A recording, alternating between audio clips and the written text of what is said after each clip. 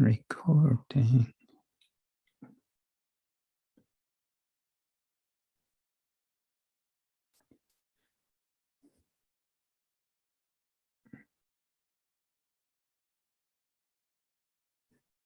Oh,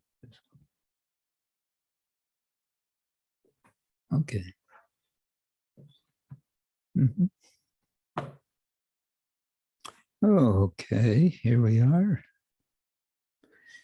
Yeah. Mm.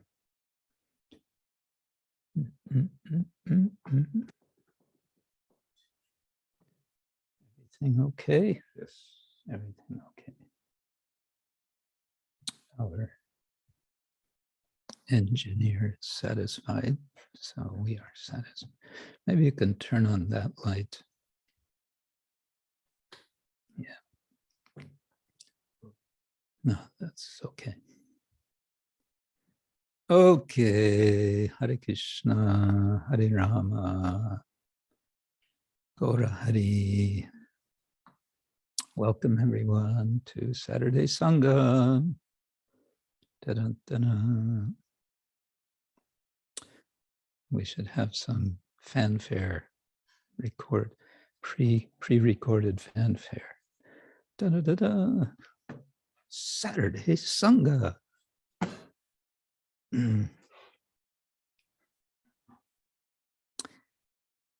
Jnana Timirandasya Gyananjana Shalakaya Chakshurun Militam Yena Tasmai Shri Gurave Namah. Shri Chaitanya Manobishtam Shtapitam Yena Bhutale Swayam Rupa Kadamahyam Dadati Swapadantikam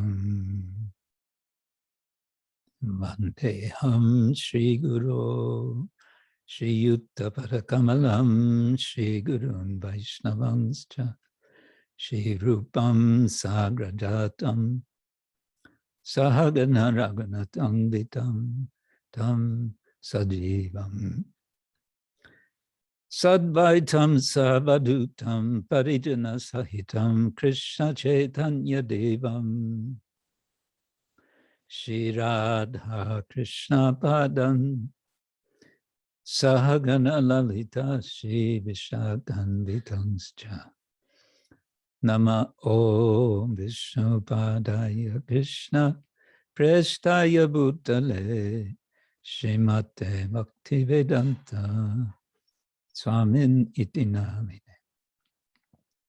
Namaste Saraswati Deve Gauravani Pracharine Nirvishesha Shunyavadi Paschatya Deshatanine Vanchakalpatarubhyascha Kripasindubhya evacha Patitanam pavanebhyo Vaishnavebhyo namo namah. He Krishna Karuna Sindhu Dinabandho Jagatpate Gopesha Gopika Kanta Radha Kanta Namostute Tapta Kanchana Gaurangi Radhe Vrindavaneshwari Rishabhanu Sute Devi Pranamami Hari Priya Jai Shri Krishna Chaitanya Prabhu Nityananda Shri Advaita Gadadhar Shivasari Gaura Bhaktarinda Hare Krishna Krishna Krishna Hare Hare Hare Rama Rama Rama Hare Hare Hare Krishna Krishna Krishna Hare Hare Hare Rama Rama Rama Hare Hare. Again, welcome everyone. I was just looking at who's here. Happy to see you all, and happy and a little surprised, but happy to see Suchandrika. Welcome.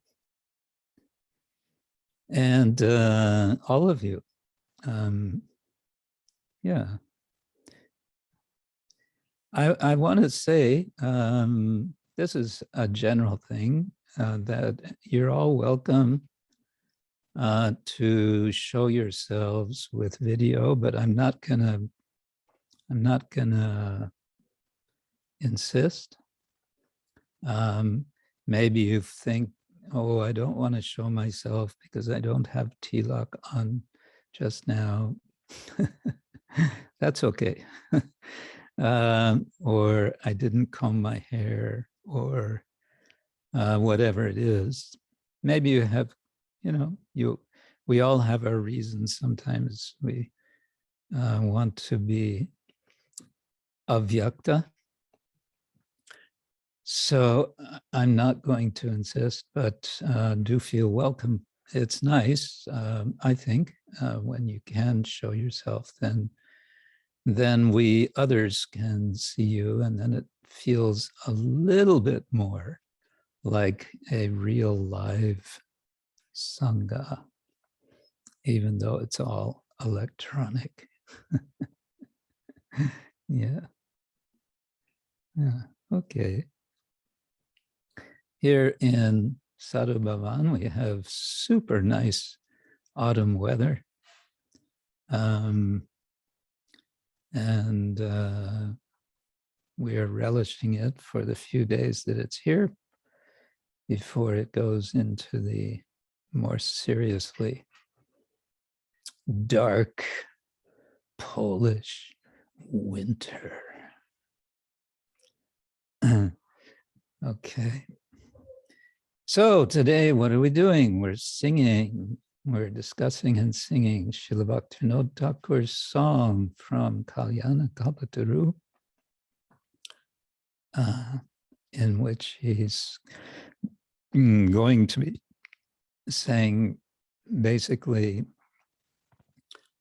don't think that your big efforts at austerity, vows, whatever, is going to get you Krishna. That actually Krishna consciousness is simple. So he's going to encourage us in this way. And sort of built into his song, or perhaps it's just in the translation, that we'll have to see. Maybe we'll get some help, some clarification, but from one of our two Bengali experts, depending who's going to be, who may be present. Yeah, then I think we have some show and tell. And if I remember correctly, I think Chitrakaruni has something to share. And we'll see if anyone else does. And, we'll go from there. My ongoing topic of, what do we call it? That big, terrible, not very attractive word, hermeneutics. But I think we'll start, we will continue to look, at least briefly, at Chaitanya Charitamrita, Adi Lila chapter 4. We might get one or two verses further. We'll see. We'll see what happens. We're minimizing the planning to maximize the spontaneity, I guess you can say. So here's our song. It's, again, how many more? I don't know how many more songs to the mind there are. Maybe they're all to the mind. This is Upadesa, song number 15 from Kalyana Kalpataru, and Srila Bhaktivinoda Thakur is addressing his mind. Dekho mana, Brate Jena, nahau acchanna, Krishna bhakti asho kori'acho nana brata dhori radha-krsne korite prasanna. Be careful, my dear mind,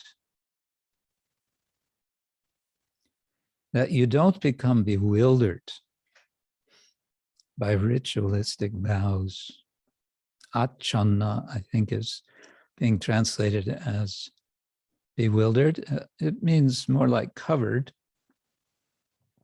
Nahau acchanna, don't be covered. It's probably long a acchanna, otherwise it would be not covered, acchanna. So must be acchanna, acchanno in Bengali. And we may know this word channa from Channa Avatar. There's a verse in Bhagavatam, Canto 7, Chapter 9, prayers of Prahlad Maharaj, one of the prayers. He is referring to avatars in the different yugas, and then he speaks of Channa Avatar. That the Lord is not visible in this age, but our acharyas explained this is referring to Chaitanya Mahaprabhu. It's actually alluding to its strong presence. Anyway, this is nahau acchanno. Don't get covered over by your bratas. Krishna bhakti asha kori'acho kori'a. Krishna bhakti asha kori'a. Acho nana brata dhoriya. Radha-krsne korite prasanno. So, with an aim to please Radha-Krishna and make them favorably disposed to you. So that would be asha. Asha means hope. Here it's being translated as aim.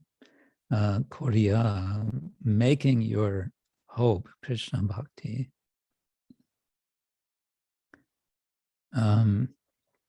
Making them favorably disposed to you, you accept various types of austere vows. Dhoriya would be having accepted or having, I think it's literally to carry, to hold. I had one professor of anthropology, cultural anthropology. I attended a course he gave on cultural anthropology of India. It was very interesting. He would tell us so many stories from his own experience, his own observations in South India. But I always remember one day he gave an explanation of the Indian nod. Famously, and I think this is all over India, that the way you express approval or agreeing is to nod your head like this, right? It's not the Western. I don't know, how is it in China, but we say yes and no. But in India, it's so you wonder sometimes, is he saying yes or is he saying no? Or is it both? Yes, no. Anyway, this professor, he said this with a straight face, so I thought he's serious, but then later I thought maybe he's just joking. But he said, this comes from receiving a weight on the head. So we see it also all over India in the villages. especially the ladies, the poor ladies, they have to take the big pot of water and they'll put it on their head. And the idea is, getting it settled and getting it balanced there. So like this. Anyway, for me, it's a perfect explanation because it gives that sense of you're accepting something. And there are interesting implications of it, I think. Accepting a burden, accepting a responsibility is involved often in agreeing to something. Anyway, acho nana brata dhori, dhoriya. So accepting various vows, nana vrata.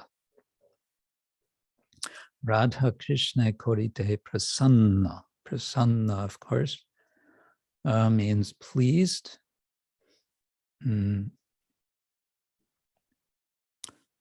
Pleased, satisfied, happy. So one can make Radha and Krishna pleased by various vows. It is possible. There's so many injunctions or descriptions or invitations of doing various vows, like Kartik vow is coming up, or Kartik is coming up, and within that, or so many different vows devotees take to please the Lord. Which reminds me, Kartik is coming up. When is it coming? It's coming in less than 2 weeks. 21st of October it begins. In case any of you were wondering. So you can start making your list of Kartik vows. Okay, verse 2, moving right along. Bhakti je sahaja tattva. Wow. Citte tahar acchanna. Tahar samrddhi tapah-phal. Dekhibe bicara kori. Su-katina brata dhori. Sahaja na korobinash.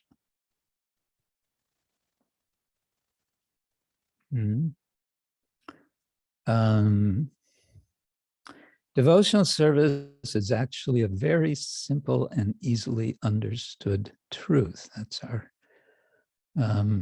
translator's translation of sahaja tattva. The word sahaja means simple. It can also mean natural. Literally born with.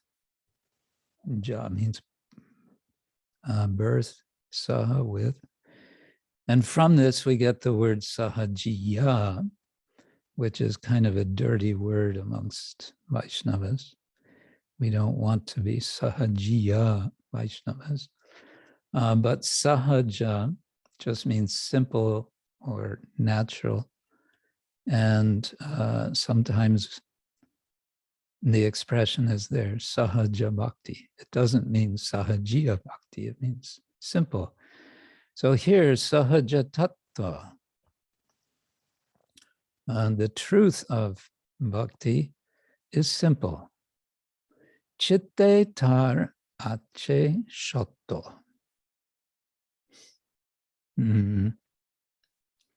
For it is the soul's natural inborn tendency. Okay, this is where it could be controversial. There's a controversy. Everyone likes controversy. Wakes us all up. What's the controversy? Tell me so that I can quickly decide whose camp I'm on so I can fight the other side.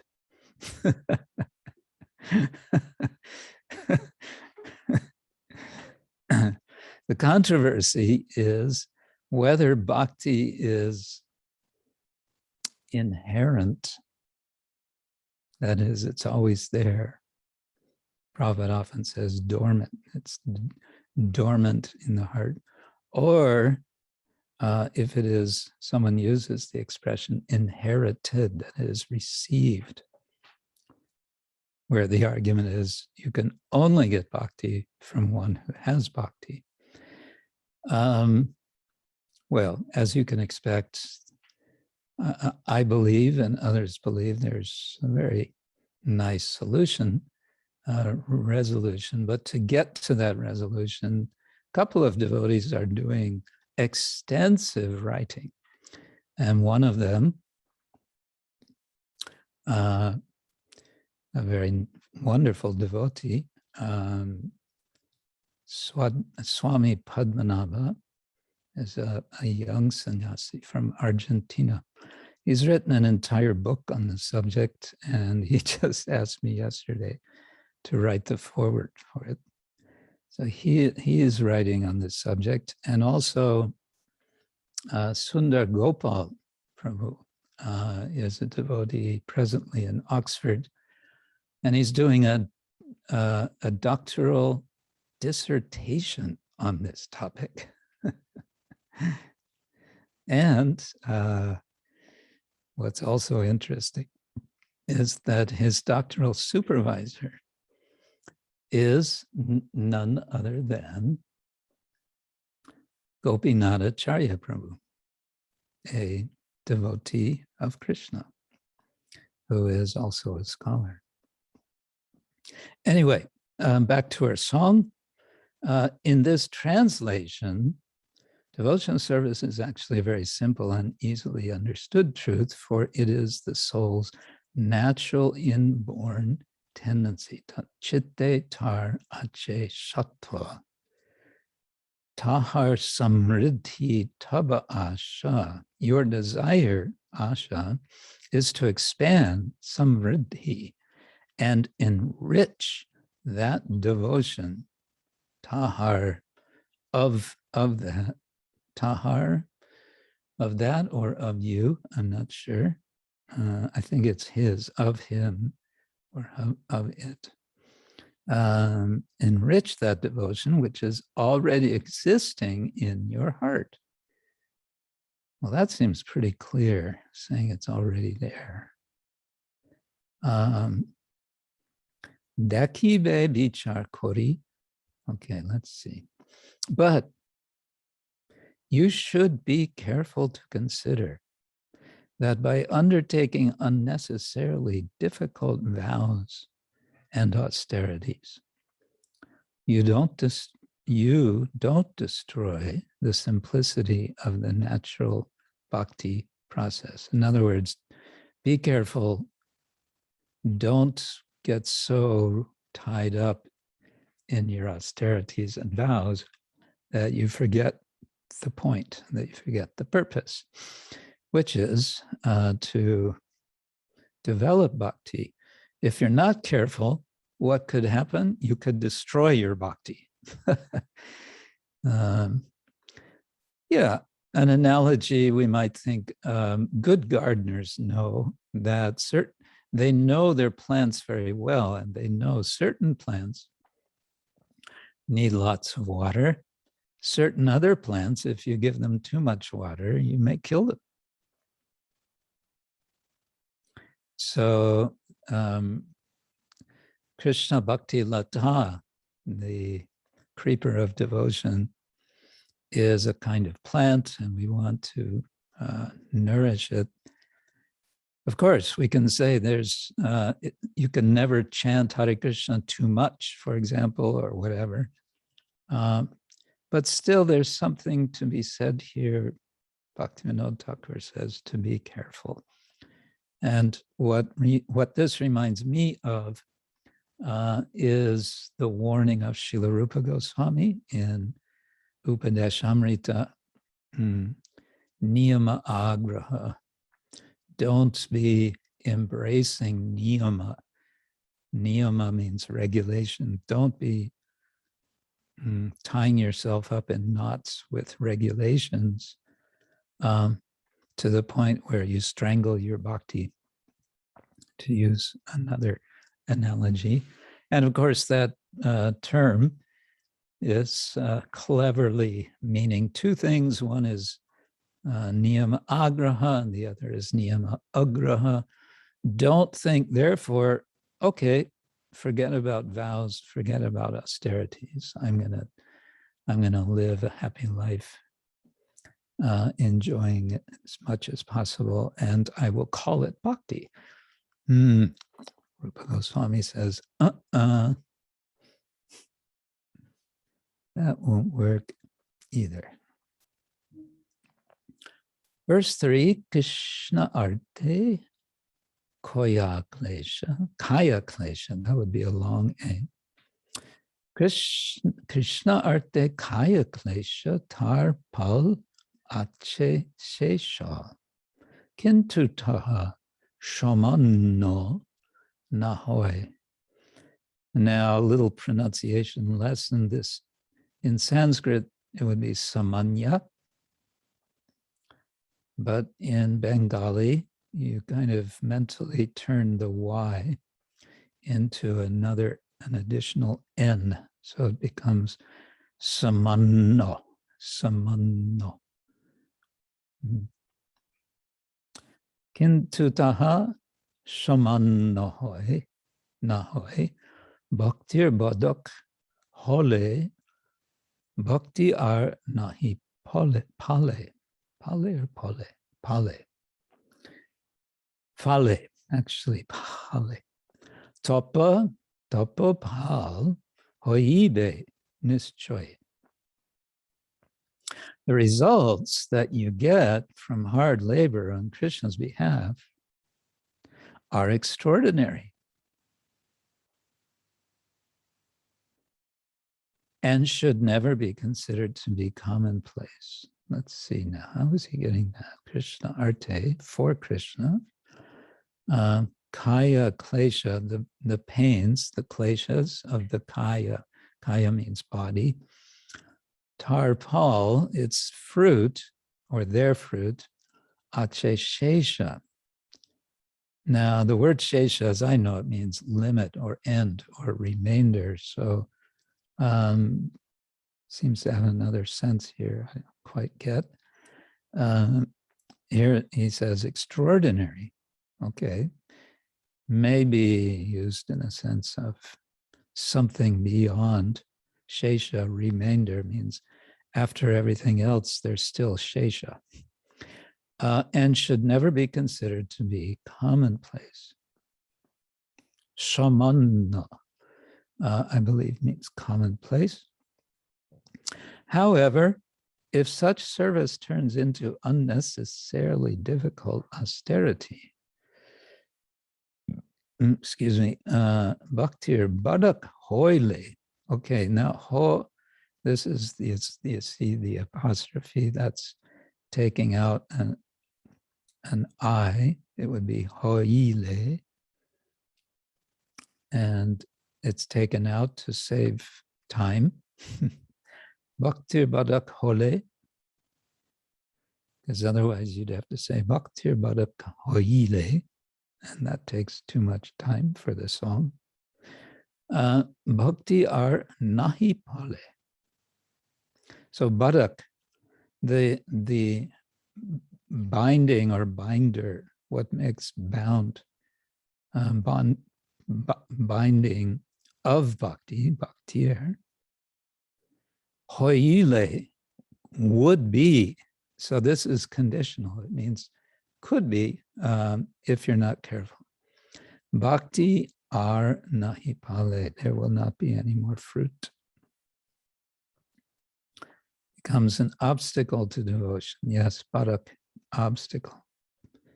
And it will prevent you from getting the real benefit of devotion. Instead, you will only get the benefit of the results of the austerity. Tapah-phal, hoibe, nischoy. So nischoy means without doubt, definitely. And tapah-phal means the fruit of tapa, of austerity. So you'll get some result from your austerity. No doubt.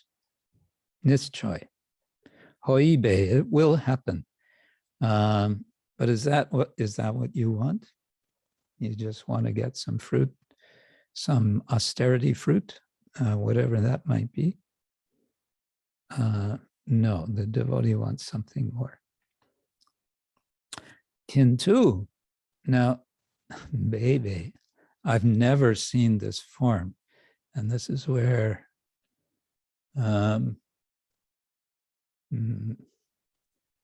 let's see. Nope, our Bengalis are not with us today. I've never seen this baby, whether it's just a misprinting of Bhave, I don't know. Kintu baby, Dekho bhai.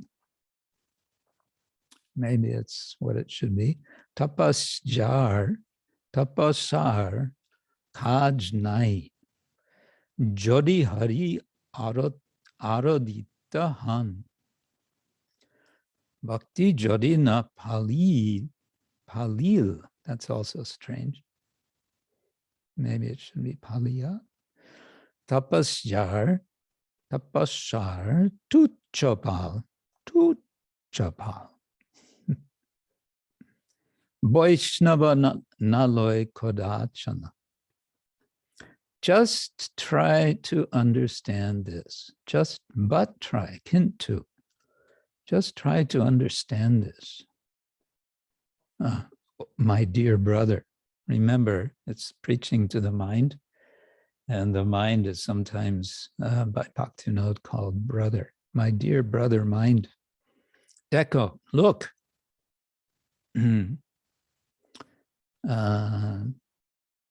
Look, try to understand, my dear brother. If one is worshiping Hari,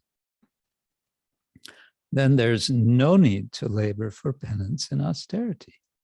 Tapasya kaj nai. Kaj means work in Bangla Bhasha.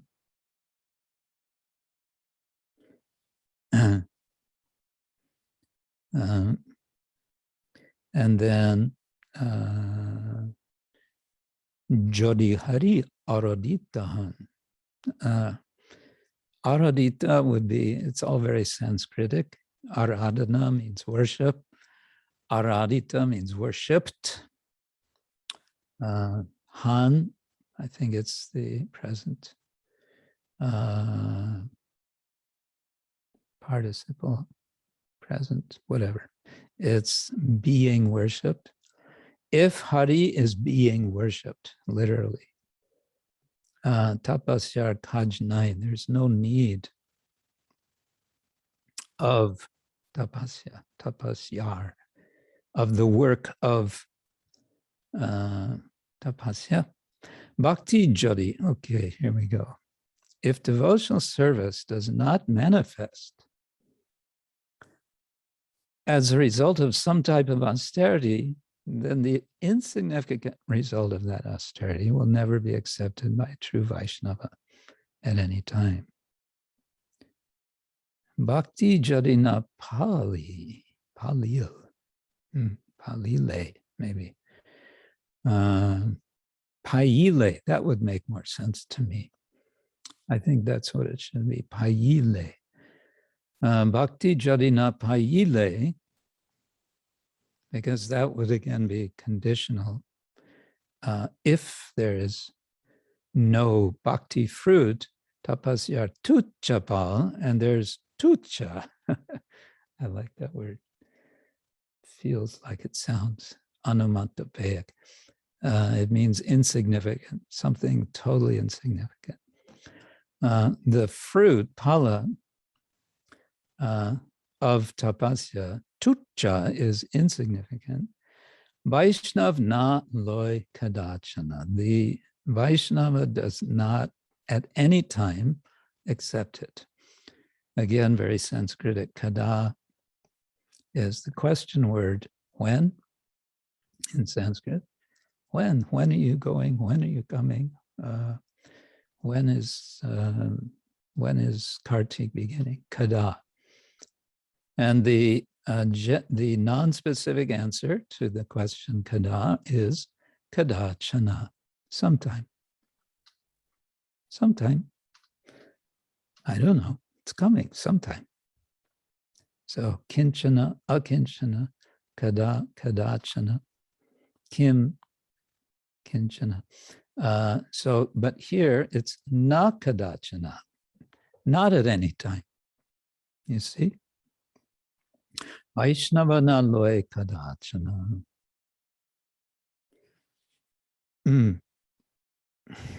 Okay.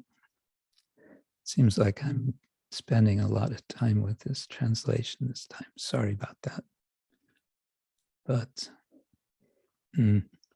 gives me a chance to, I don't know, gets a little bit of my little bit of some Sadhu-bhavan Bengali keeping going. Ihate je gudha marma. Beyond that, much more than that, I find it, you know, if we want to sing a song, it's nice to know what it means, but not just in a general way. I think it's nice to know what the words mean, as much as we can to know what the words mean. We can appreciate it more. Okay, ihate je gudha marma, bhujo Vaishnava dharma, patrabede odikar binna. Binoder nibedhan, bidhi mukta anukkan. Now here's another, whenever a K is followed by an S, which would have a dot under it in the transliteration to make it ksha. So in Sanskrit, this would be anukshana. In Bengali, you'd replace the S with a K and you'd get anukkana or anukkan or anukkanno, sort of like an O at the end. Sharagrahi shi Krishna prapanno. From all this, just try to understand the deep inner significance. That would be gudha marma. Marma means something like essence. I think it can mean heart also. And gudha can mean like secret.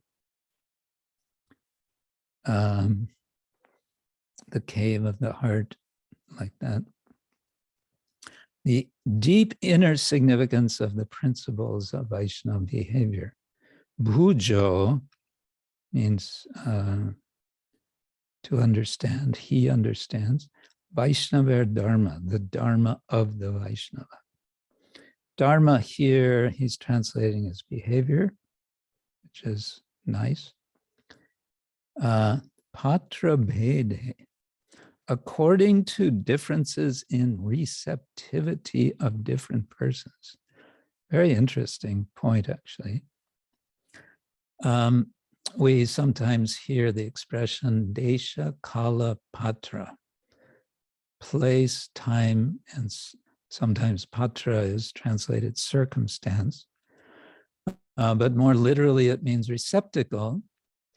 And more specifically, it means like a vessel, just like a plate or a bowl or a pot, a lota. So patra. But it refers in this context to a person who is a receiver. And so it comes to mean like qualification. So patra bheda, and bheda, we know that word, achintya bheda. So bheda means difference. Patra bhede, in the situation of difference of receptacle, adhikar binna. And this bheda and binna are, it's the same thing actually, but different forms. Binna is difference. There is difference of adhikar. In different people, there are different qualifications. That's all. according to difference in receptivity of different persons, there's a definite difference in their rightful capacity to devotional service. That's his translation, which is very interesting. Bhaktivinoda's humble submission is, nibedan means submission, like a request, a humble request. Bidhi mukta anukkan.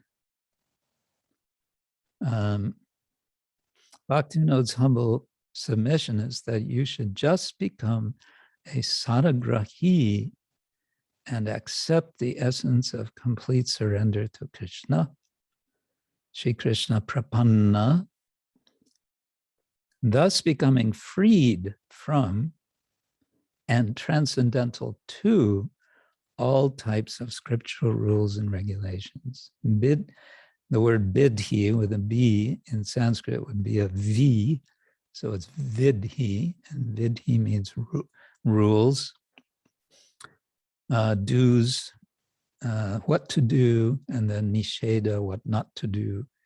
So vidhi mukta, you become liberated from vidhi mukta. When anukkan, moment by moment.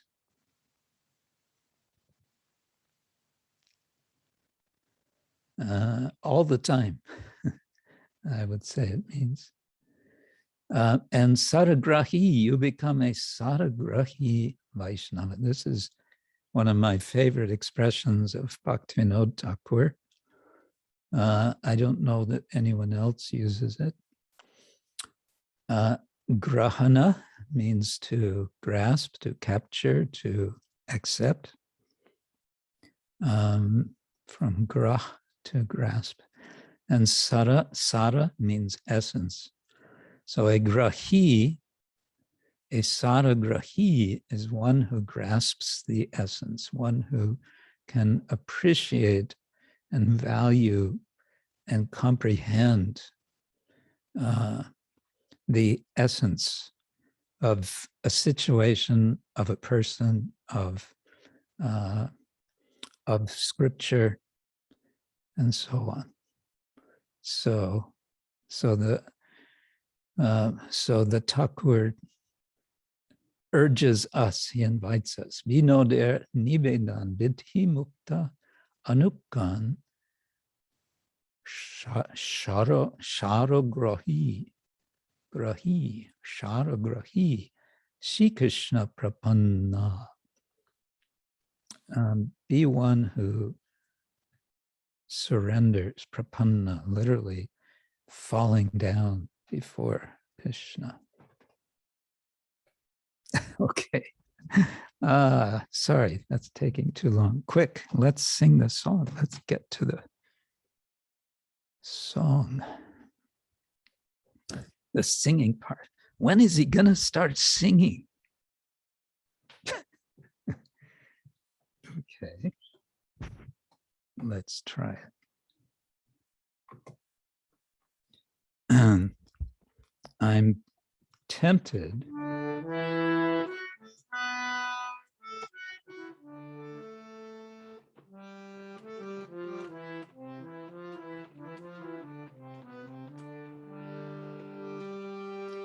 Let's see if we can do this in a slightly different way from usual. Dekho mana Brate Jena na acchanna. Dekho mana Brate Jena na acchanna.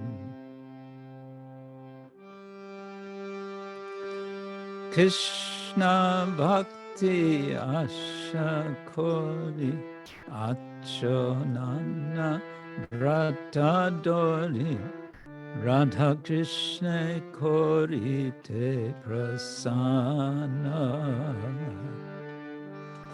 Krishna-bhakti asha kori'acho nana brata dhori radha-krsne korite prasanna.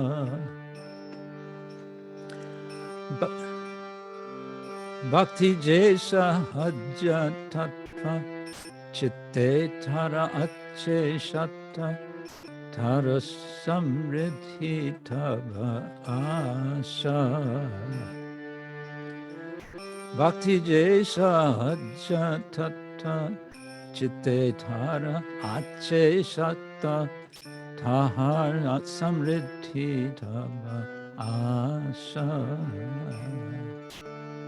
Dekhibe bicara su-katina brata dhori sahaja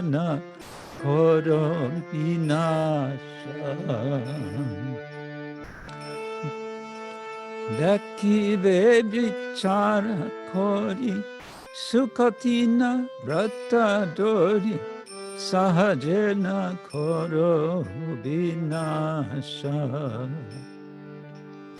Krishna-arthe kaya klesha tapah-phal acchanna kintu ha samanyana ho.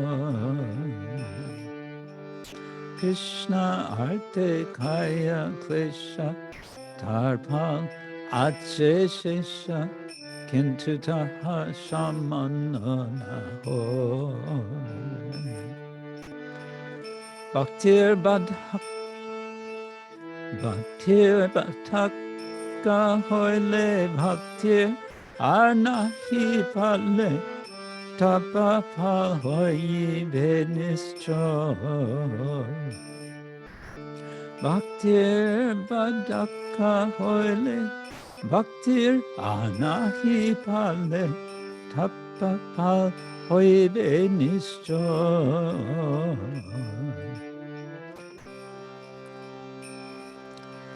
Kintu bebe Dekho tapasya kajna jodi hari aradita. Kintu bebe Dekho tapasya kajna jodi hari aradita. Bhakti jadi na phala tapasya tucha phala Vaishnava na loikadacha. Bhakti jadi na paile tapasya tucha phala Vaishnava na loikadacha. Vaishnava na loikadachana. Ihate je gudha marma bujo Vaishnava dharma patra bede adhikar binna. Ihate je gudha marma bujo Vaishnava dharma patra bede adhikar binna. Vinode nibedhat Vidhi mukta anukan sharagrahi Shri Krishna Prana. Vinode nivedana Vidhi mukta anukan sharagrahi Shri Krishna Prapanna. Sharagrahi Shri Krishna Prapanna. Hare Krishna, Hare Krishna, Krishna Krishna, Hare Hare, Hare Rama, Hare Rama, Rama Rama, Hare Hare, Hare Krishna, Hare Krishna, Krishna Hare Hare, Hare Rama, Hare Rama, Rama Rama, Hare Hare, Hare Krishna. Krishna, Hare Krishna, Krishna Krishna, Hare Hare, Hare Rama, Hare Rama, Rama Rama, Hare Hare, Hare Krishna, Hare Krishna, Krishna Krishna, Hare Hare, Hare Rama, Hare Rama, Rama Rama, Hare Hare, Hare Krishna, Krishna Krishna, Hare Hare, Hare Ram, Rama Rama, Hare Hare, Hare Krishna, Krishna Krishna, Hare Hare, Hare Ram, Ram Ram, Hare Hare Krishna, Krishna Krishna, Hare Hare, Hare Ram, Ram Ram, Hare Hare, Hare Krishna, Krishna Krishna, Hare Hare Ram, Ram Ram, Hare Hare.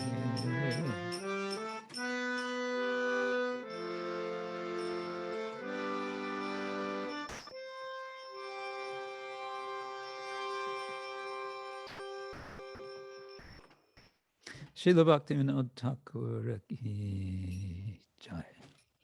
So, sahaja tattva. Bhakti Jai sahaja tattva. It's easy. Just chant Hare Krishna.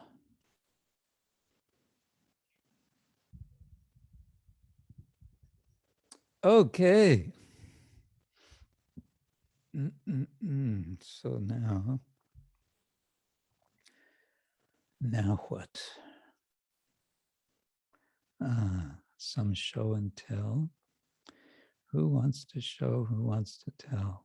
I believe Chitrakarni, are you there?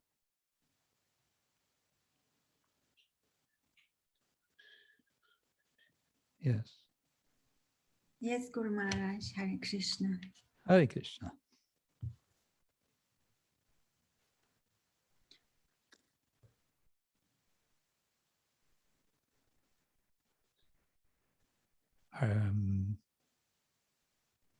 Are you going to tell us something? Oh, yes. Oh, yes. We're all waiting. Before, may I say something about, from my experience, about this self-inflated austerity in our daily lives when we are practicing bhakti? Okay. For many years, I always find myself pushing so much, and this bring a lot of suffering to me. So after some point, but very quite recently, I realized that this is not the real meaning of bhakti, because I always find myself in a suffering problem. But if we are practicing bhakti, we should be somehow joyful, right? And when we push ourselves so much, it's like mode of passion, actually. But we be more like in a mood of goodness, and more in the transcendental way of thinking, of surrender. Also, when we are trying, if I'm trying to do too much austerity, it is not natural. It is most of the time it is against my nature, and so it brings me to the level of material way of thinking, because there is passion in it. It is my mind who is pushing me. So I thought to myself, if Krishna loves us so much, definitely he wouldn't be happy if we are suffering like this. mm, He wants a very nice, balanced, full of love relationship. mhm. Basically, he wants our love. He doesn't want that we suffer.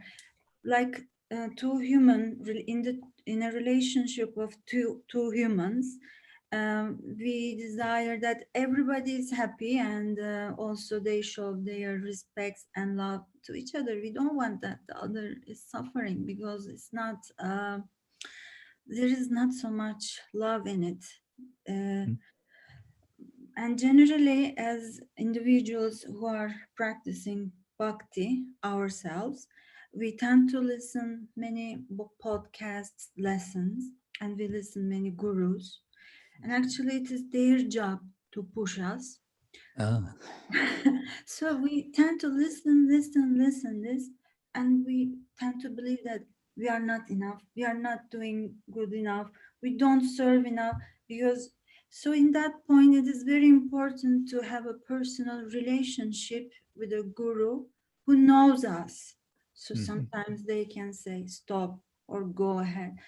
So mm, personal relationship and guidance from a guru is very important because we listen mm, too much and we always think that we are not enough, we are not good. And actually, this is the mind.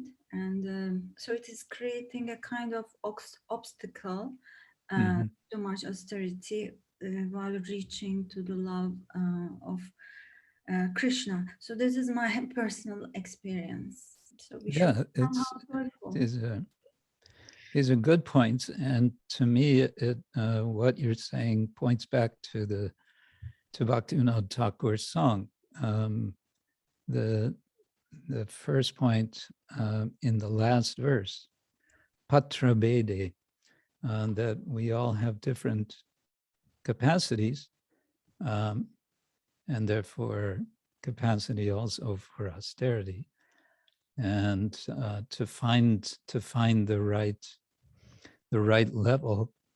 We want to practice austerity. That is, austerity is the wealth of the Brahmins. It's the wealth of uh, as a basis, and Brahminical life as a basis for Vaishnava life, if you like. So austerity is there. Not that we throw it out, but what are we able to do? Patra bedi. And then the other point you just made points back to his bhaktir badak hoile. If something becomes an obstacle to bhakti, then it's not getting the fruit of bhakti, so it's losing the point. Yeah. And may I say something else about this Mm-hmm. subject? Okay.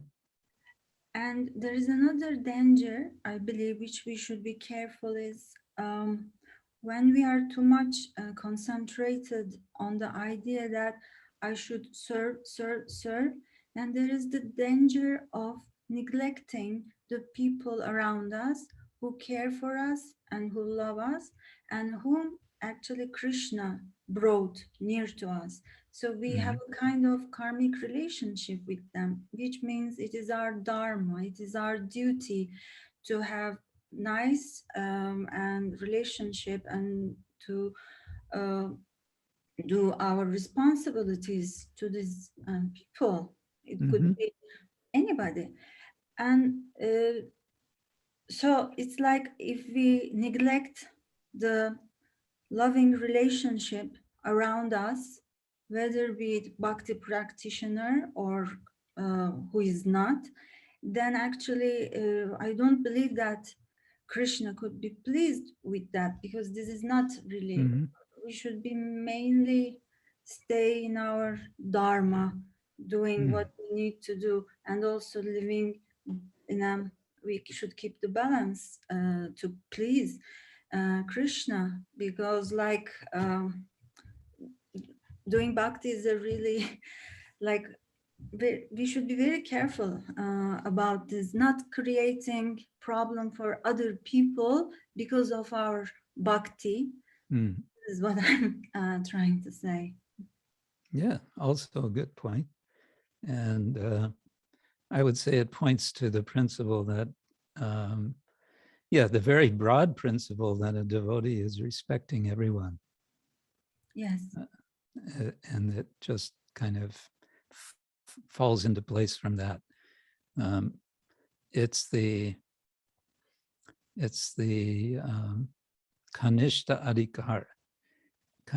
adhikari, who is neglecting others because he or she is thinking, I am serving Krishna, so get out of my way. No, it doesn't work. It won't work that way. Good. And now I think you were going to speak about your realization of chapter 4 of Adi Lila. Yes, I can't say it's a realization only while reading. It took me 3 weeks to read a small chapter. I only had some visuals that sort of appear on my mind. So I and dear God brothers and sisters, I share my visualization with Guru Maharaj to ask him if this is okay, if this is, do you think appropriate, is it correct? And Guru Maharaj said, yes, these visualizations are okay. And he told me, and Guru Maharaj told me if I would like to share this with you all. So that's why this is what we are going to talk about. Um, eh, and I really don't know what to say. So I hope Krishna will help me to say some meaningful things, because they're really not important according to my idea. Uh, while reading, I read it actually 7 or 8 years ago, chapter 4, and I thought that I know I read it and I didn't create any effect on me, to be honest. And I thought that I understood. And after so many years, I read it again, but this time other realization happened, and I understand that there is no limit in realization when it is about Krishna. And most probably, if we go out from this material realm, and if we could even see Krishna face to face, most probably we would be still not realizing anything, because it's not possible to really realize Krishna completely, because he's infinite. So this is what I understand. When I'm reading, I just saw Krishna in the middle of everything, all the cosmic creation, and he was just standing in the middle of everything. Also is and playing his flute, and his rasa dance was going on. So it's like we are all in rasa dance, also now, also at the moment, and also the gopis around him. It's going on eternally, and we are also part of it still at this very moment. We are, all the cosmic creation is turning around Krishna, and he's playing his flute, and he's arranging everything with his will and with his flute. uh, Only there are outer circles, and we are in the very far end of these circles, and maybe there are other far circles.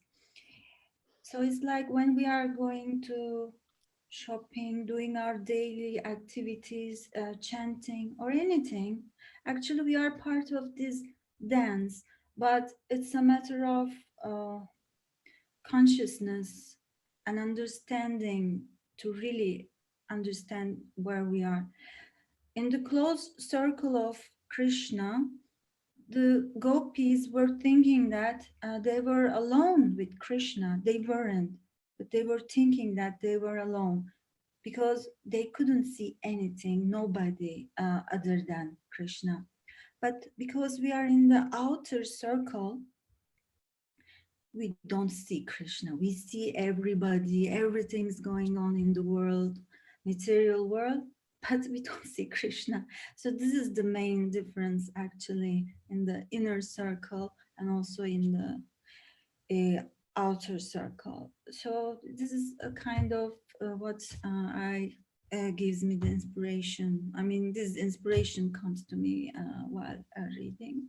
And the other thing which I felt is when we are thinking that we are alive now, but actually we are not alive in that moment. We're thinking we're alive, but we're not alive. Yes. Yeah. The only thing that we know is we exist. And all the other things that is happening in this existence is like our experiences that we are not alive. So it is just the opposite. It is not that we are living and we are going to die. The people, the individuals who are practicing bhakti yoga has the hope to go to be born in a life, because we never experienced what is real life. It's like we didn't breathe real air. We don't know and we didn't feel what it is like to really live, what the real world looks like. We also didn't see the real life yet, because real life is going on, but we are not part of it yet. We are really trying to go out, and we don't know what it is like smelling. We don't know what it is like. We don't know what colors look like. Real existence is not this. So I see us like we are completely covered with thick soil, mud, very thick, and we are like living in holes, like this animal mole, little bed, little TV, some clothes. And we think that this is life, but it is not. There is a, like big thickness of soil covered around us. And the only thing that is able to pass from the real life,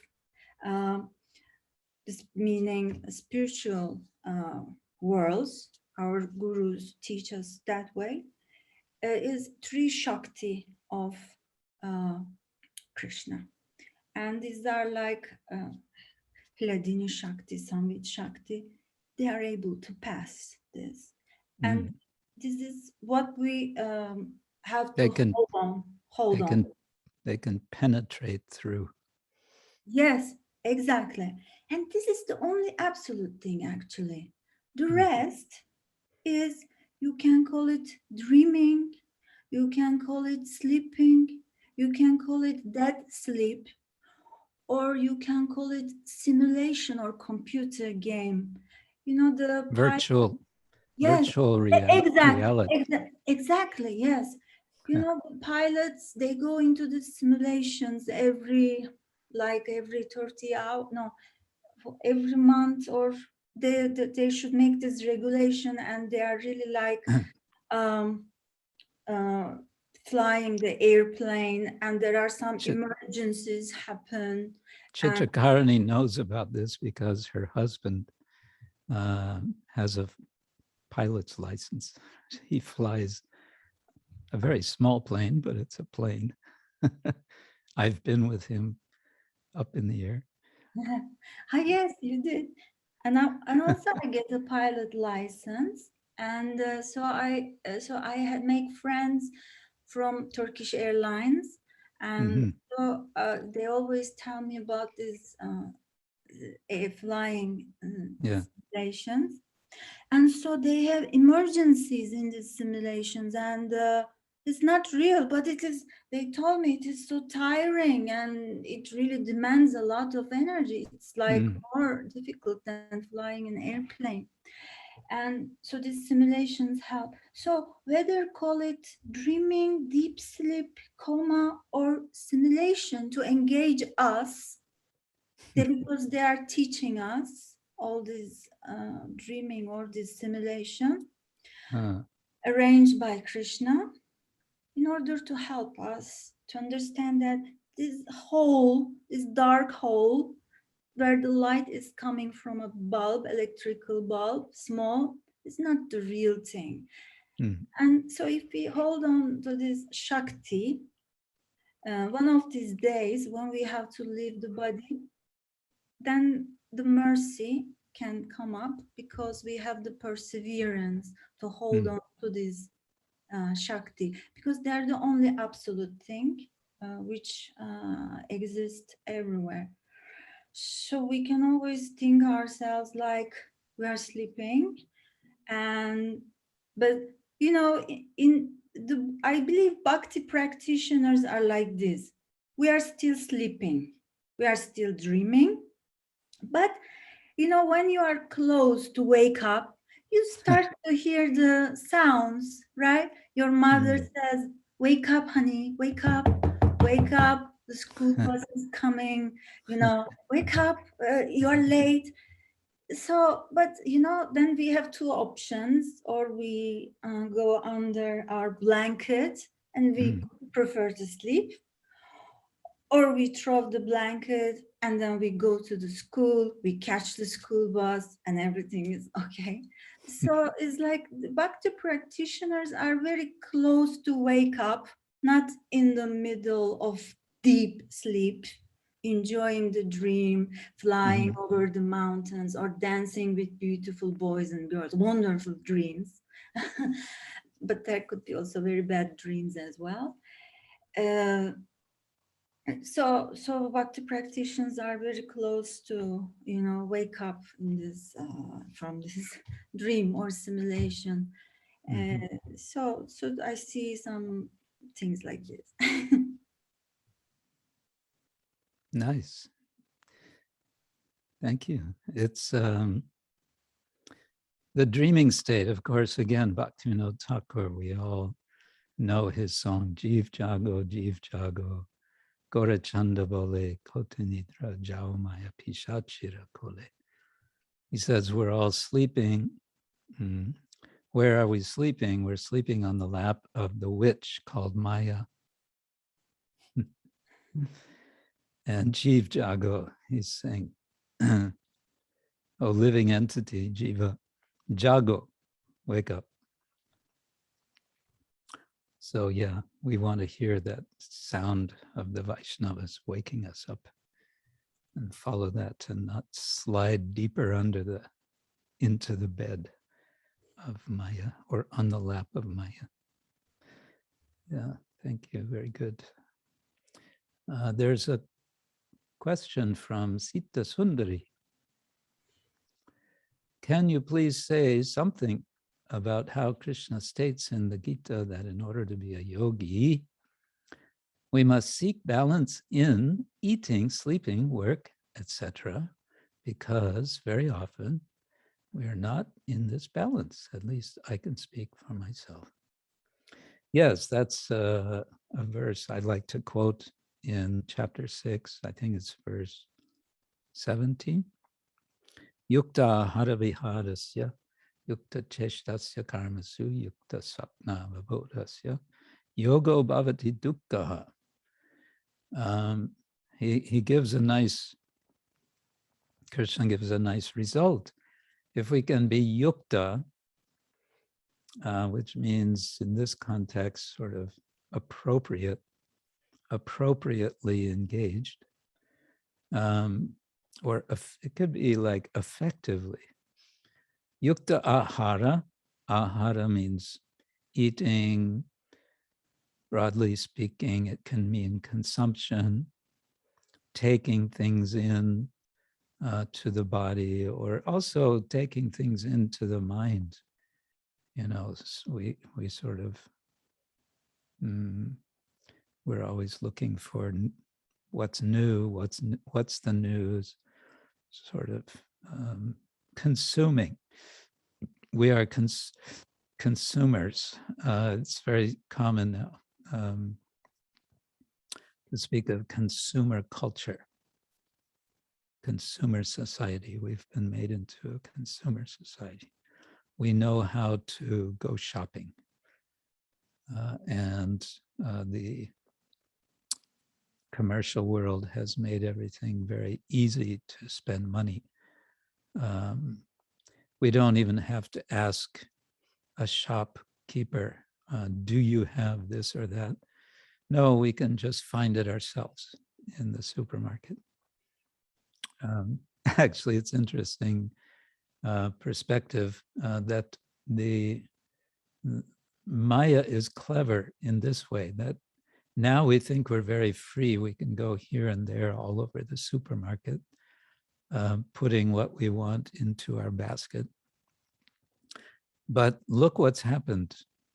It's been, we've been made into the person who has to do the work of walking all over the supermarket and collecting everything. In earlier times, the shopkeeper did everything. You told the shopkeeper what you want, and he or she says, yes, here it is.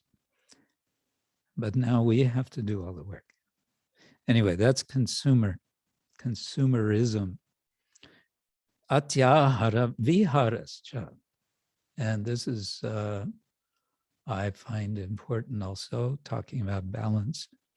There's ahara, meaning consumption, and there's vihara, which can be translated as recreation or relaxing, can mean just generally enjoying.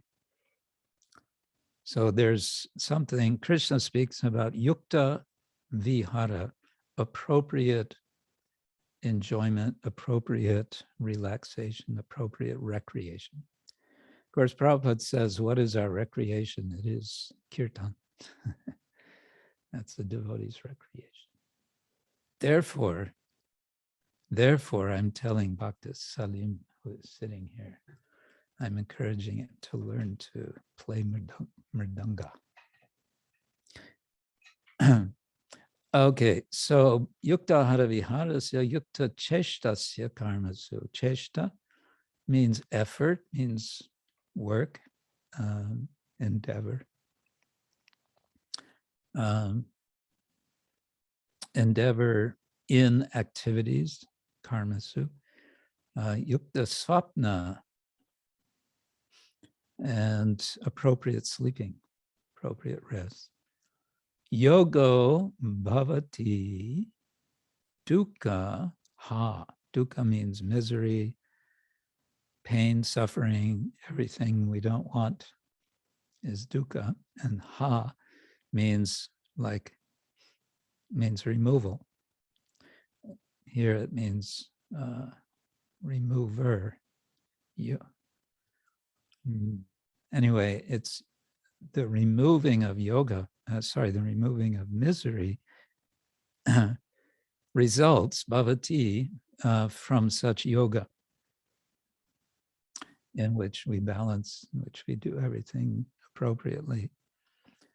Again, patra veda, according to our capacity, according to our abilities. And then bhakti becomes sahaja, it becomes easy.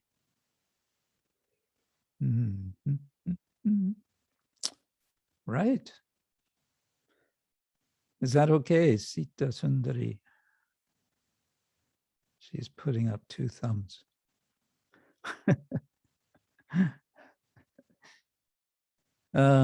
Okay, what else? What else? Let's see what else.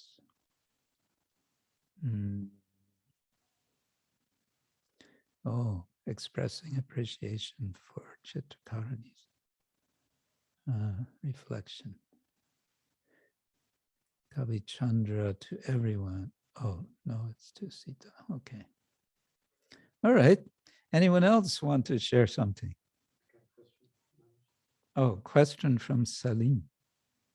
So, but austerity, you said that austerity is also individual. Is there like austerity every devotee should take up? The question is whether, if we say austerity is according to the individual, is there a general austerity that everyone should take up? Indeed, there is. Srila Prabhupada said, well, to come to the level of being a human being, every human being should follow 4 regulative principles. I'm laughing because, you know, the vast majority of people, if you tell them this, they will say, you must be mad. Even Prabhupada referred to this gentleman in England who met his godbrother, who told him about the 4 regulative principles. And he was some kind of aristocrat. Forget his name now. And he said, "What? That's impossible. Impossible." Prabhupada's saying it's for everyone. It's basic basic austerity just to become human.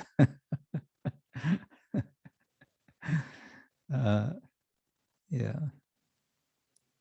So of course, yeah, most people are not going to be able to follow, but we can tell people, we can encourage everyone to work toward these standards.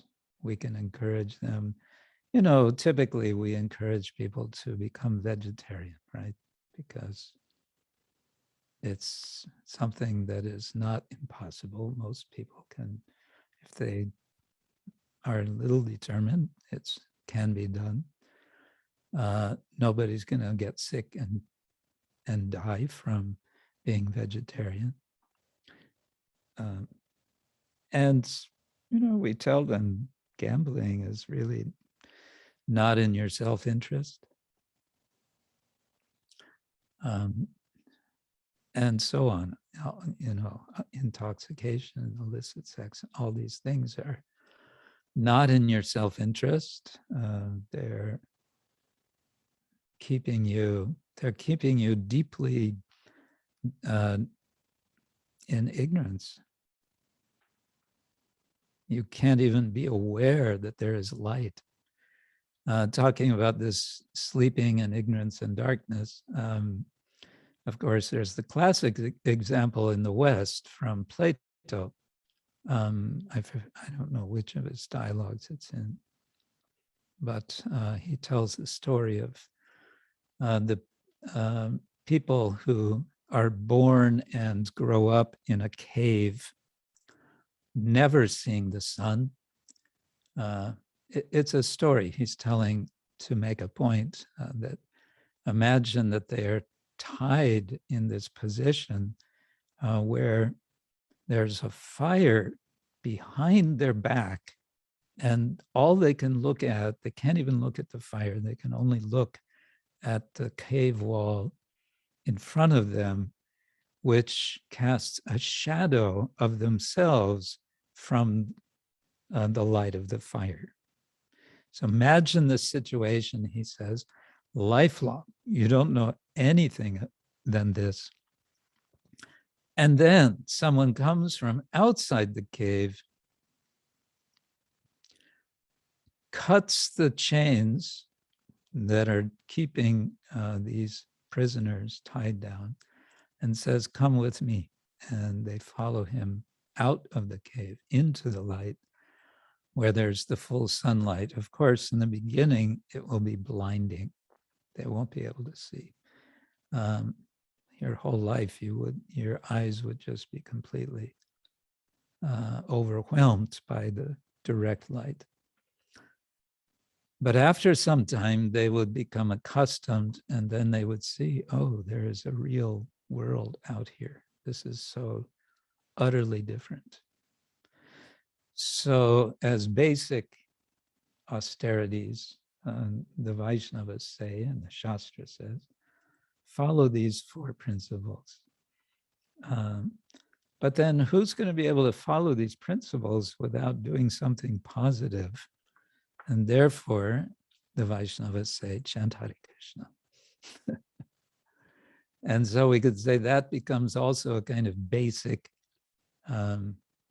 austerity. It's, if we are a little advanced, it's not really an austerity, it's a pleasure to chant Hare Krishna. But okay, it's an austerity. So chant Hare Krishna and gradually the taste will come. Syat Krishna nama charitari sitapya vidya pitopatapta rasanasya narochikanu. Kintvadharara nunidam kalusaiva jushta svadvikramat bhavati tat garamula hantri. You're suffering from a disease condition in which what is normally sweet tastes bitter.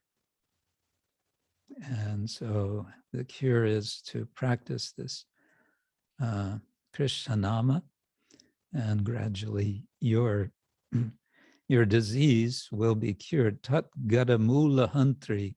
It'll be removed at the root. It'll be fully uprooted. You'll be not just feeling a little better, you'll be cured of your condition.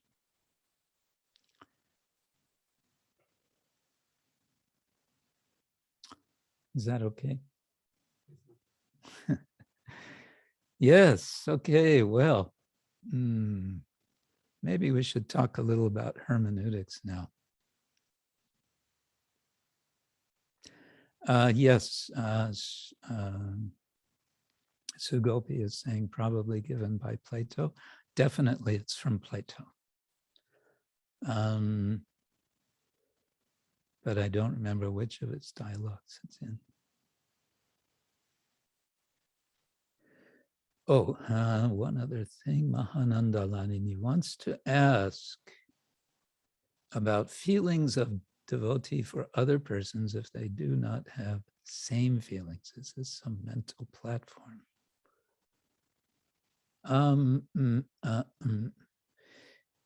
Yeah, it's hard sometimes to give a good answer to a question where you know that behind the question there's a particular circumstance that someone is concerned with. And all you can answer is in a general way, which may be too general to really help. But a devotee is pursuing the principle of seeing Krishna in everyone, seeing at least the super soul in everyone. And so, Ishvaretad adineshu balisheshu dvishatsu cha prema maitri kripa upeksha yakaroti sa madhyama. 4 categories for a madhyama adhikari. Depending on the patra, depending on the receptacle. Whenever we talk about categories, it's quite possible that there's some in-between situation, but the categories orient us in a way that we can work from those positions, if you like, to a more refined understanding. So prema is in relation to Ishvara, the Lord. Maitri, friendship, is in relation with the devotees. Adineshu, those who are not fallen. Kripa is in relation with bala, with those who are sometimes, I think it's translated, the innocent, those who are not aware of Krishna consciousness, not aware of spiritual life. They're in the dark, but they're not averse. And upeksha, or neglect, is in relation to those who are averse. dvisha. Now, this neglect is not judgmental. Neglect is just keeping a distance, you could say. So someone is inimical, and we can perceive, oh, this person wants to be a troublemaker. This person is atheistic, whatever it is. All right, I have other business. But it's not judgmental. It's just, let's leave that person to themselves. Krishna will take care of them in a different way, someone else, somehow or other. Actually, I was just reading, we get this every day, a very short excerpt from something from Srila Prabhupada. So I think it was yesterday. It was part of an interview with one Dr. Bedford, I believe. And this Dr. Bedford, I don't know anything who he was saying something to Srila Prabhupada about agnosticism, that, really, how can anyone be anything but agnostic? Agnostic in the sense of, I'm not saying I don't believe in God. I don't say I believe in God. I don't see enough evidence to say definitely one way or the other. So I'm agnostic. That's how the word is usually used. So he was saying like that. And Prabhupada really, in a very amazing way, was like pushing him. Yes, okay, but do you or do you not believe in God?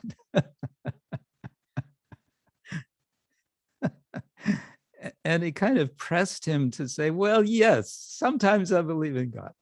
And Prabhupada said, okay, from that point, we can, I can work with you now. You're saying sometimes I believe in God. Great. Okay, now let's talk about how to expand that recognition of God's existence. And then, he proceeded to say, there is a process. It is bhakti yoga. There is a process. So my point here was, the dvesha, the inimical person, the devotee in the Madhyama platform is kind of just keeping at arm's length and saying, okay, you are where you are and you think what you think, and let it be so. Don't be disturbed. Devotee is not disturbed by it. Devotee has other things to think about and to do and places to go.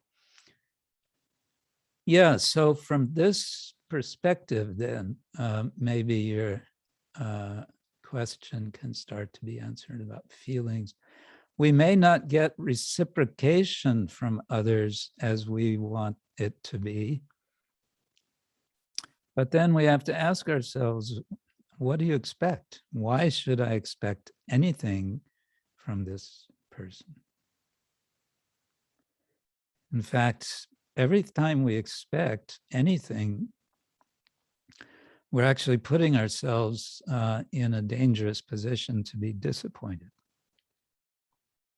Now, of course, in relationship like a marriage relationship, there are expectations because there are duties and so on. Still, there are going to be disappointments of various sorts and various degrees. And reciprocation is going to be sometimes hard to perceive. It could be times when it's not there. So what to do in that situation? It depends on the situation. One has to think deeply, what is going on? Is this a one-sided relationship? In which case, something may need to change. Or am I somehow blind to the reciprocation that I'm getting? Maybe I'm just not perceptive of the affection that is there. It's just being expressed in a way which I don't perceive, which I don't register as affection. It can be so many things.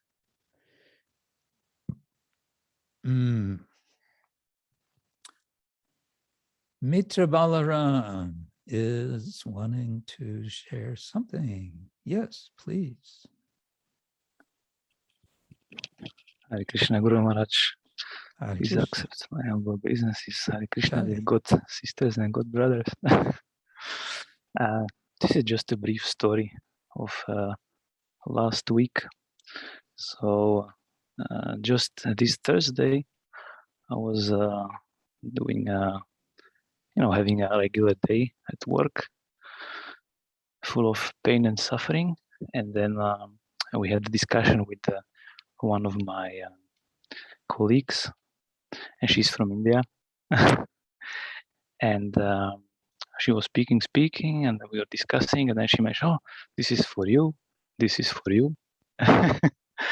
And I was wondering, "Oh, so what is this again?" And she brought me a small box, and I'll try to share.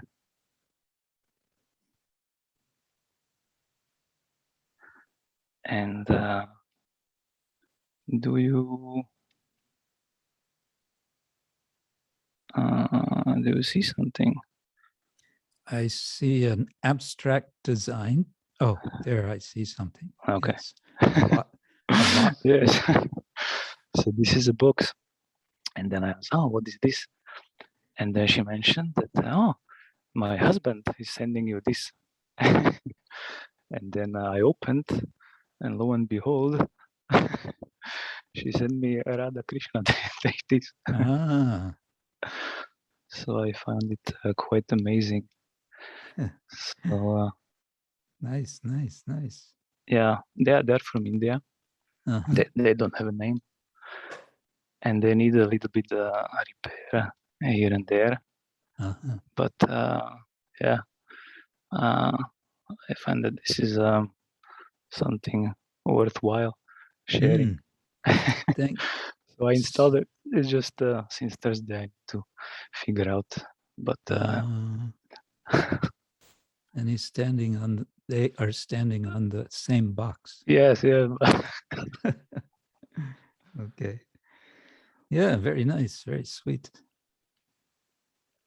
Uh-huh. Yeah. And they are dancing. I don't know. They are very. I've never seen this kind of expression. Radha is very, very casual, very affectionate, and Krishna is standing there as if waiting for a picture being taken. I don't know. Yeah. Nice. Well, your colleague had a very thoughtful idea for a gift. It was actually her husband, but yeah, we were discussing because she's not so far from Delhi, so she knows. Yeah. Nice, very good. Okay.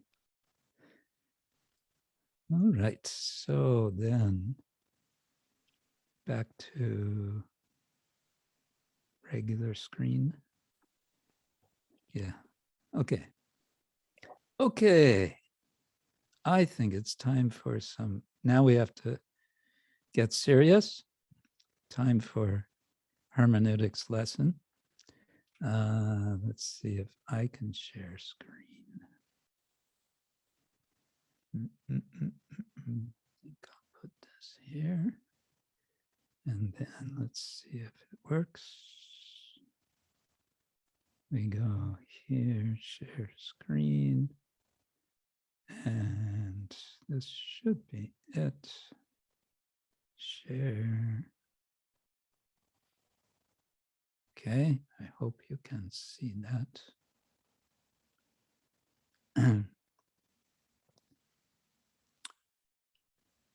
So,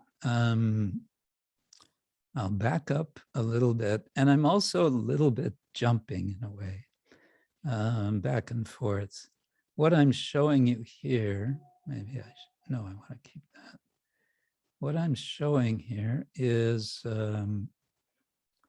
this supplementary materials book, which I've not yet shared with you because I thought good that you just go through the foundations document, which I did send to you maybe 3 weeks ago. Anyway, last time and the time before, I think we were talking about difficult or contentious shastric statements and what they might be like. Because as you remember, the whole idea of hermeneutics, I won't say the whole idea, but a significant aspect is that we read something and we have to go back and we read it again, or maybe we don't read it. Maybe we hear it. Some devotee says something. We say, what? Where is that stated?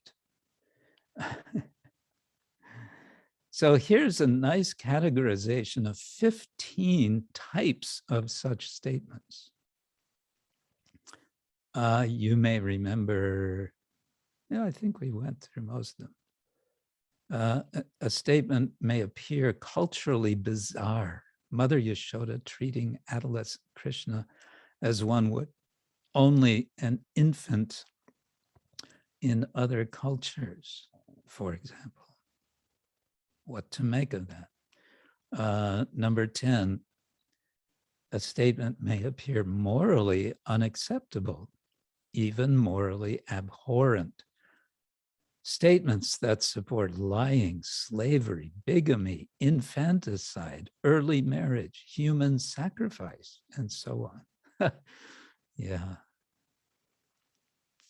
I'm not lingering on any of these. I want to just go through them quickly and then get to something else. A statement might appear contradictory to modern science. And we all know very well how much Srila Prabhupada objected to, well, two things related to the moon. One is he would say, actually, the moon is farther away than the sun. And we kind of go, what? But everybody knows that's not the case.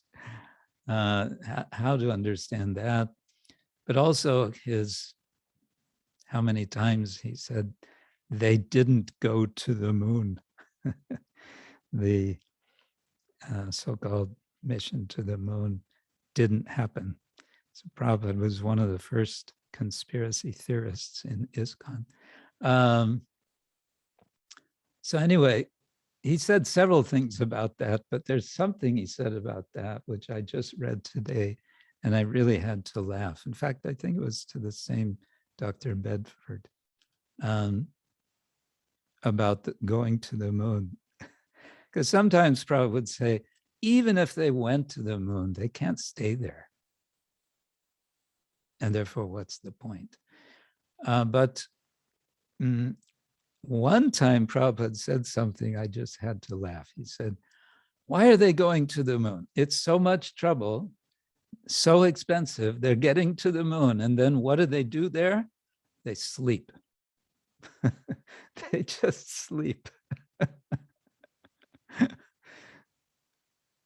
Go to the moon to sleep. Yeah, it's too noisy on Earth. So I have to go where it's quiet. Let me go to the moon. Okay, stretch the reader's credulity. Giant eagles flying in space. Yeah, Timingila fish eating huge whales. These may be hard to take. Statements that might endorse violence or fail to question it, often through narrative. Horses and elephants used in warfare is the example given here. Non-critically employ contemporaneously repulsive terms and concepts, such as that today we would meet with immediate scorn and rejection. just the idea of hierarchy, of class divisions, varna, the idea of absolute truth. You know, in public discourse today, to talk about absolute truth, people think you're nuts. What is this absolute truth you're talking about? Okay, and the last one, a statement may otherwise appear simply outdated and superstitious.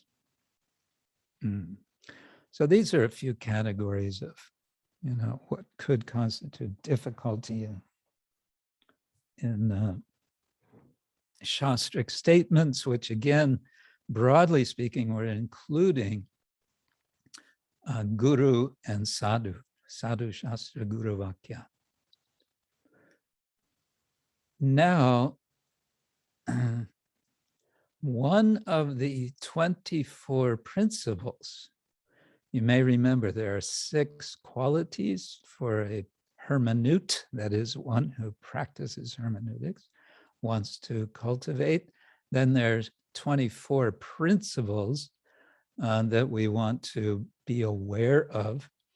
And then there's 40 tools from which we may select specific tools to engage in a hermeneutic exercise to come to a clearer understanding of Shastra, or to better apply to ourselves for our personal lives. So among the 24 principles, number 6 is scriptures are consistent and coherent, enabling meaningful dialogue between part and whole. That's not the one I wanted. The one I wanted was here, number 8.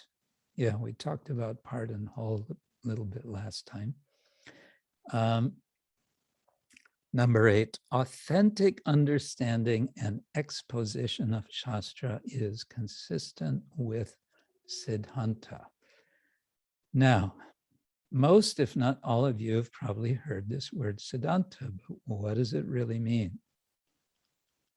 What is Siddhanta? So a few of our Shastra Advisory Council members, our very learned members, have done some amazing explanation to talk about what is Siddhanta. And the first point is to get a definition. And this comes from a purport in Adi Lila, chapter 7. It's really just giving a definition of sutra, but okay, this is a starting point. A sutra is a compilation of aphorisms that expresses the essence of all knowledge in a minimum of words. It must be universally applicable and faultless in its linguistic presentation. I believe that definition comes within the discussion Chaitanya Mahaprabhu had with Prakashananda Saraswati Thakur and his followers, which we have discussed some weeks ago, because they're talking about the Vedanta Sutra. And so that's where that definition comes in. Okay, but now someone may think, oh, Siddhanta, that's kind of like the creed in the Christian churches, right? A creed, which comes from the Latin credo, that will be explained later. Radhika Raman Prabhu gives a nice explanation of why Siddhanta is different from creed. So I wanted to read this. He says, our acharyas have given us several wonderful, concise statements of Siddhanta that reveal the essential theological convictions for followers of Sri Chaitanya Mahaprabhu. And then he gives one example of this from one of the commentators whom you may not be familiar with. This is Srinath Chakravarti. He was the guru of Kavi Karnapura. And, but you may have heard this verse, it's wonderful. Verse, Aradyo Bhagavan Radesha Tanayas Tattama Vrindavanam Ramya Kachidupasana Rajavadu Vargena Ya Kalpita Srimat Bhagavatam Pramanam Amalang Prema Pumarto Mahan Sri Chaitanya Mahaprabhu Matamedang Tatradaro Na Para.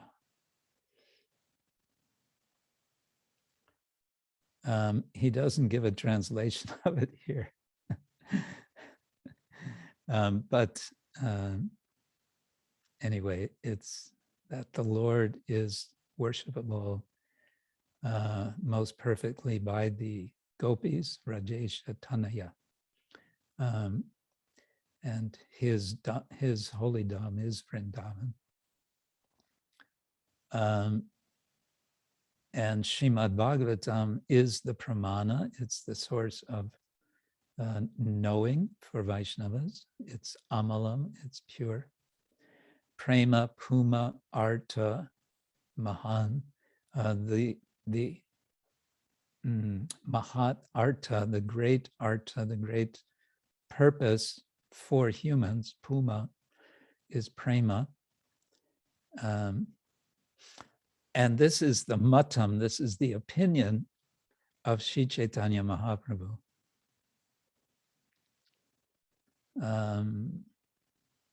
That's a very rough and incomplete translation. He gives another example from Srila Baladev Vidyabhushana from his Prema Ratnavali. And it consists of 10 principles. And this he's giving the translation of. And it's based on something else from Madhvacharya, which gives 9 principles. This says, Madhva says, and then it gives 10. Okay. In any case, Sri Madhva has said, first, Vishnu is supreme. Second, he is to be known by all the Vedas. Third, the universe is real. Fourth, difference is real. Fifth, the living entities are devoted to Sri Hari's lotus feet. Sixth, there is gradation among them, that is, among living beings. 7, liberation means attaining the feet of Lord Vishnu. 8, spotless worship of those feet is the cause of liberation. Oh, I see, it's a printing mistake. It should be 9, it says 10. The means of valid knowledge, pramana, are 3, beginning with perception, pratyaksha. Thus taught the moon-like Sri Krishna Chaitanya, who is Lord Hari. And then he refers to the dasha mula tattva of Srila Bhaktivinoda Thakur. The 10 root truth, literally, or 10 roots, it can also be plural. The truth consisting of 10 roots could be translated in a few different ways. So he says a bit about that, okay, so you may want to know, so what's the 10th, which is not included here? It's the principle of tattva, the principle of rasa, that there is a rasa relationship with the Lord. We'll get to that later. Okay, but here the question that's being discussed is Siddhanta the same as a creed? And what Radha-krsne Prabhu is explaining is no, it's not the same thing. and here's where he says that it is crucial that we do not see these Siddhantic statements as creeds, choosing one of them as the standard statement of faith, and then using it as the sole measure of correct interpretation. To use a list of Siddhantas as a pledge of allegiance or as a test of faith essentially imports a Protestant Christian understanding of religion into Vaishnavism. Christianity is a creedal religion, with nearly every denomination having their own creed to distinguish one from another. Members of some churches regularly recite the church's creed as a part of worship, and pledging allegiance to a creed often becomes a test of membership. I don't know to what extent that's true. Well, yeah, real membership, I think, means that generally in Protestant churches in America, you're basically signing your name to a creed. But on the other hand, sociologists have studied how people in America, again, decide which church they're going to visit. And they found that a significant number, I don't remember the number, but a very significant number, attend a church just because it's nearby where they live. They don't care so much about the particular creed or theology or whatever of the church. Yeah, it's nearby, and they have very nice choir. I like their singing. That's enough for most people. Anyway, continuing, major controversies and schisms in churches have occurred over the exact wording of creedal statements. Oh yes, I mean, the distinction between the Roman Catholic Church and the Eastern Orthodox Church, one might say it's a difference in one or two words in their creed, in their understanding of the Trinity. So all this is not to say that daily devotional practice, the lineages of priests and teachers, as well as the formation of character, have not been important in Christianity. They have been, but the emphasis typically lies on having the correct beliefs and doctrines, since we live in a world that is deeply influenced by Christianity. It can be very easy to slip into this mindset and to use our own Acharya Siddhantic statements as creeds that provide a convenient test of faith, a criterion for membership, and a definition of what it means to be Vaishnava. But, and here's the point, we must remember that Vaishnavacharyas provide a multifaceted understanding of how we gain knowledge and what makes someone a Vaishnava. Yes, believing in the correct Siddhanta is essential, but so is one's daily sadhana, service to the Vaishnavas, learning from the spiritual master, and good character. Indeed, even the Siddhanta cannot be understood correctly without these other elements.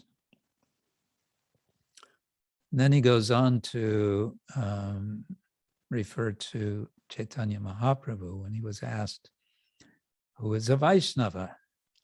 He answered 3 times. None of these times were about adhering to some creed. And you see where he's given the references. And he says, it's not to say that having correct beliefs is not important. It's definitely important. As we see on many occasions when Mahaprabhu debates with Mayavadis, for example. But the point is that a creed is never used alone as a test of Vaishnava, nor is a single creed selected to the exclusion of others. A Vaishnava is known by many things, including his or her character and behavior, sadachar, attachment to the holy name and daily practice, sadhana, service to the Vaishnavas and spiritual masters, seva, faith in Krishna, shraddha, and proper understanding of siddhanta. The key point is that we should not allow the siddhantic lists to suffocate these other measures of proper understanding, but rather see them all as working together in a balanced way. All these measures of proper understanding must work together in a Vaishnava hermeneutics. This verse from Shvetashvatara Upanishad, so often quoted by Prabhupada, provides a vision of that balance.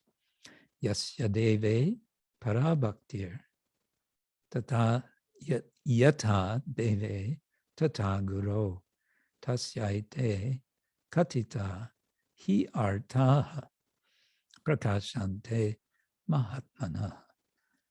Only unto those great souls who have implicit faith in both the Lord and the spiritual master are all the imports of Vedic knowledge automatically revealed.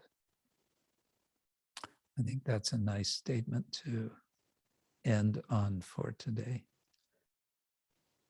Yeah, if we think about the whole project of hermeneutics to interpret Shastra, we can say this is certainly a very essential principle. Yasya deve parabhaktir. Implicit faith in the Lord and Guru. Through this faith, it becomes possible to understand Vedic knowledge. Artaha, the meanings, prakashante, they become manifest. For who? Mahatmana, for the great soul. Oh, but I'm not a Mahatma. Maybe not, but that's what we're all trying to learn to become. And Shastra can help us do it if we allow. And what does Shastra teach us also? Cheto darpana marjanam bhavamaha davagni nirvapanam Shreya kairava chandika vitaranam vidya vadhu jivanam anandam buddhivardhanam pratipadam purnamrita svadanam sarvatma snapanam param vijayate Shri Krishna Sankirtanam.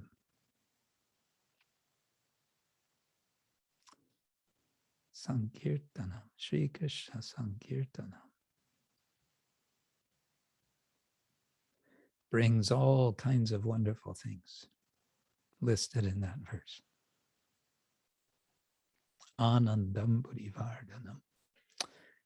So, on that note, let us allow Krishna to enter our hearts through his name. We can chant Hare Krishna in a spirit of receiving Krishna, receiving the name. Not that we are putting the name out there, but we are receiving the name into the heart. And then Anandam Buddhivardhanam, because we're coming out of the cave into the light of Krishna. Krishna Suryasam Maya hoy andakar. Jahan Krishna taha nahi Maya adhikar. There's no adhikar for Maya where there is Krishna. Okay, then on that note, Hare Krishna. Thank you all for joining. I hope you have a great week this coming week. Hope to see you again next time if it's possible for you to come. And hope you find ways to share Krishna with others, Krishna-bhakti. And as also Bhaktisiddhanta Thakura said, if there's no one around, you can preach to the walls.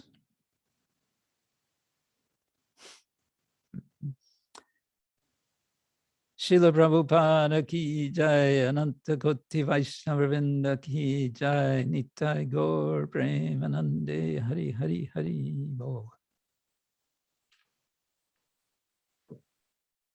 Guru Maharaj ki jai, Guru Maharaj. Jai Gurudev. Hare Krishna, thank you. Jai Gurudev. Jai Guru Maharaj ki jai. Jai Guru Krishna, Maharaj. Guru Maharaj. Hare Thank Krishna, you. everyone. Hare Jai. Krishna. Hare Juana, aparece. Hare Krishna. Hare Krishna. Hare Krishna.